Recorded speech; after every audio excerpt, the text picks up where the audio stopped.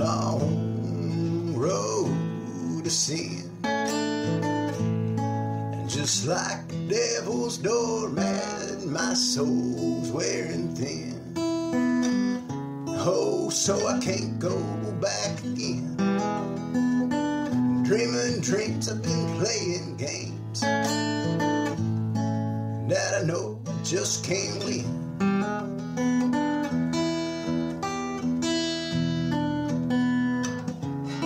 I've been down this road before, I know what's in store, I know how it ends. With broken dreams and broken bones,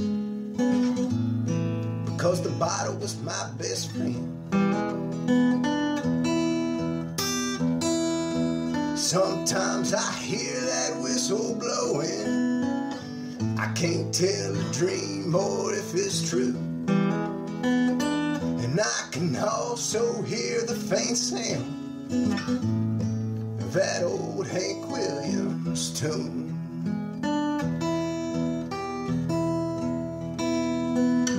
And I never call myself a rambling man, 'cause I can't ever seem to leave this old town. But there's a place out there up high somewhere that only the devil fears. Oh, but you can't get there from here.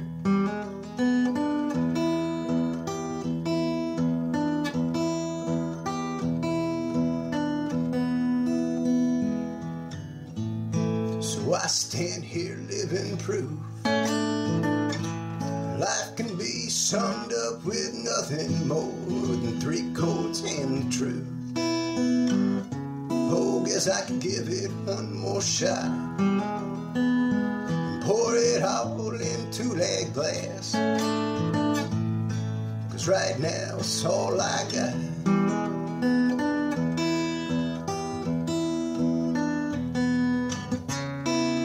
So now I'm feeling high, no, not that kind, no, I ain't quite stoned. I'm Johnny Ashley, and we are in the hood in the woods.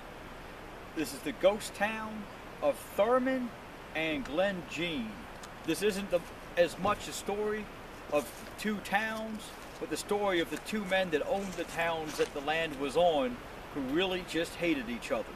William Dabney Thurmond owned the land on the north side of the New River. Thomas G. McClell owned the land on the south side of the river. And all of this is set in the New River Gorge in Fayette County, West Virginia. The New River's been a backdrop in quite a few of my videos. In some places the river's so shallow you can walk across it. So it wasn't good for handling large boats, but rafts and barges and smaller boats like canoes could go up and down it. So before roads, this was a super highway for goods and people to move back and forth. Also, the New River is one of the only 2 north-flowing rivers in the world. So where it starts in North Carolina and it empties out into the Ohio River. Captain William Thurmond was born November 11, 1820 in Amherst County, Virginia. In 1845, he moved with his dad's family to Fayette County, West Virginia. During the Civil War, he was a captain in the militia called Thurmond's Rangers. He was not the leader of the group, which was his brother, Philip Thurmond. Philip Thurmond was killed in 1874 in Putnam County, West Virginia. Even though West Virginia had seceded from Virginia, which was seceding from the United States, he still fought for the South. The Thurmond Rangers participated in guerrilla warfare, which was very common in the Appalachians during the Civil War. And ultimately what it would consist of would be, you'd have a militia of one group versus a militia of the other group, and they're not paid soldiers, but they're basically fighting and killing each other to make it all one opinion in an area. So maybe the Confederates would kill all the Unionists, or the Unionists would kill all the Confederates in an area, and that was most of the Civil War action in the Appalachians. Even Captain William Thurmond was not able to escape the destruction of the Civil War, and his house was burned down by Unionists, leaving his children and his wife homeless. In 1873, the C&O Railroad commissioned William Thurmond to do some surveying work for them. Instead of a cash payment, he requested land and was given 73 acres of land for his effort. As the railroad was built, a stop was put on his land and a small community developed. William Thurmond made his money by operating a ferry to take people across the river to the south side of the New River Gorge. Thomas G. McHale owned a giant swath of land on the south side of the river. It was rich in timber and coal, but ultimately completely worthless because the railroad was the only way in and out of the gorge, and the track was only on the north side of the river. He was on the south. In 1870, he founded a town on his side of the river called Glen Jean in honor of his wife, Jean.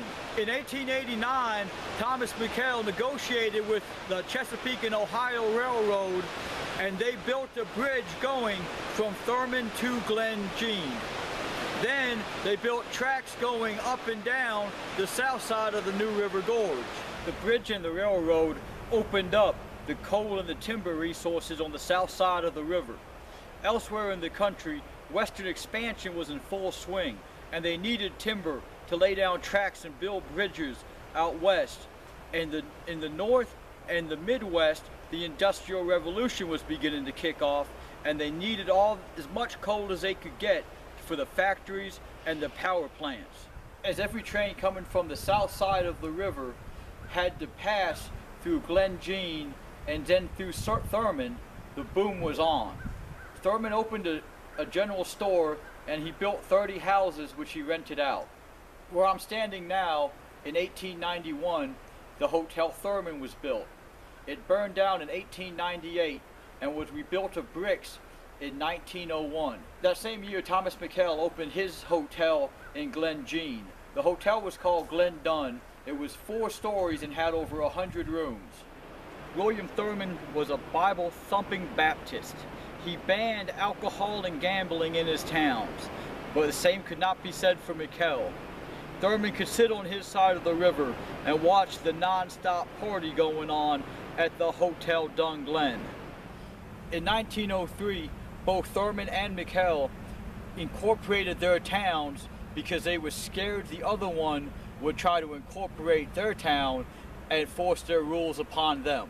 In 1893, McHale started the McHale Coke and Coal Company. He paid his workers in a company script. He also received royalties from all the coal mined off of his land. In 1904, when he died, he had a total of 4 mines operating.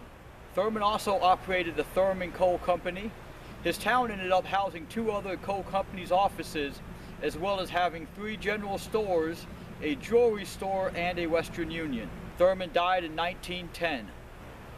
In 1910, Thurmond was the #1 stop for the Chesapeake and Ohio Railroad, with over 75,000 people in that year making Thurmond their destination. In 1914, Prohibition put the brakes on the good time at the Glen Dun Hotel. In 1915, a flood came through and wiped out the bridge. Thurmond was not accessible by road, and Glen Jean was not accessible by track.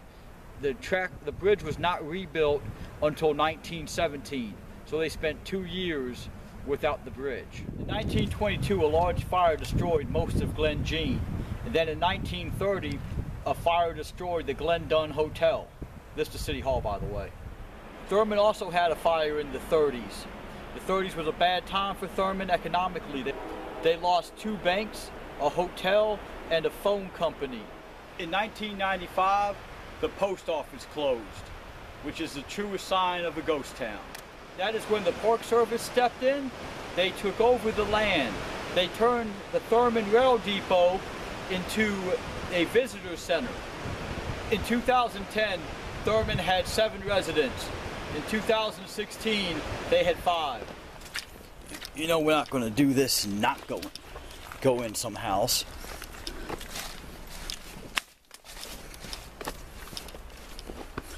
Oh, almost fell. Man, this one's not looking too good, is it?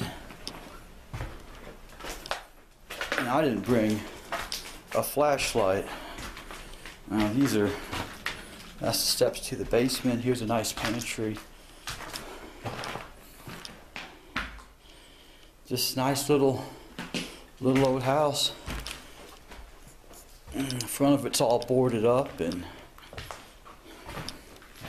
like we got a staircase right here. It's a nice staircase, nice railing, good wood. It's not too firm though.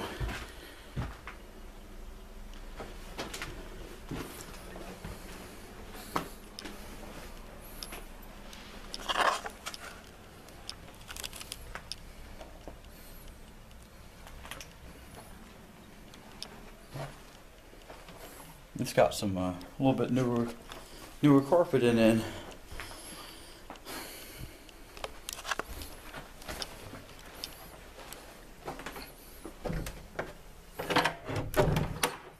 Yoo-hoo! Anybody here? No. Like this would have been the master bedroom. It's got there's a flue, so it would have had a stove in here. I didn't count the chimneys outside, but there you go. There's an abandoned house in Thurmond, and I like it. It's a pretty big house. It's reasonable layout. So here's the chimney, but it's not. This is just a particle board, and there's the chimney underneath it.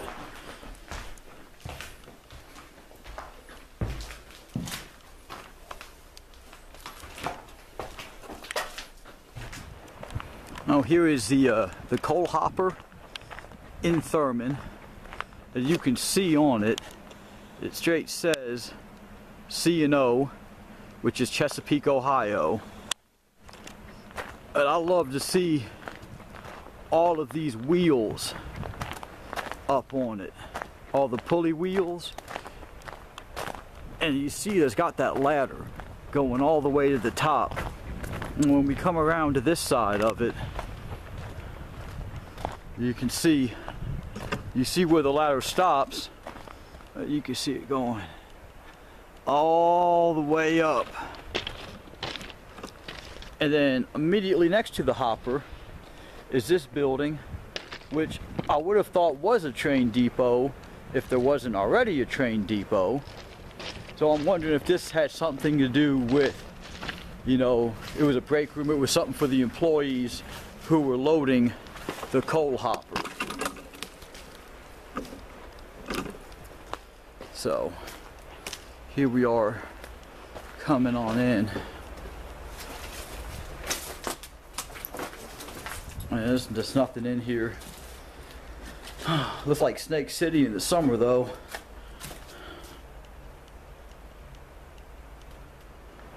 So here in the coal depot, you can see the tracks. You know, it used to be coming off of this line, but they're detached now. But this is where they would pull their trucks up, and then from up here, they would open the coal hatch and fill it up with coal. Now here's downtown Thurmond. What's left of it. Here's where the Thurmond Hotel would have sat. You know, so you can tell, you know, how close that fire came, you know, burning down more of the buildings. But at that time period too, just where there were so many fires going on in so many towns, that the building codes were getting changed so that buildings had to be made of brick and stone instead of wood, to cut down on these massive fires that could just, you know, overtake a town with just a, you know, a knocked over candle or a lantern. In 1996, the railroad started using the tracks again, but it hasn't, you know, brought back any population to Thurmond. And all these old buildings are just shut up now and boarded. They got little touristy things inside of them. Now here we have foundations for another building that had been burnt down. And they just sitting here solemn. I don't know what used to be here.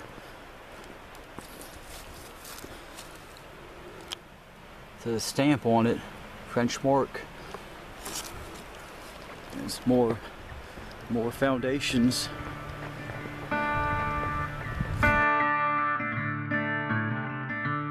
Way down in the hollers of West Virginia to Tennessee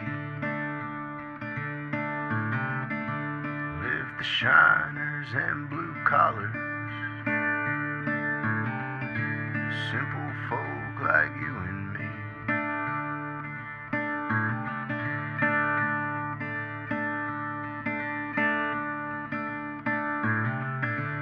If it falls, we let it lay. Just a story for another day. And if it grows, we grow it high. To the good Lord by and by.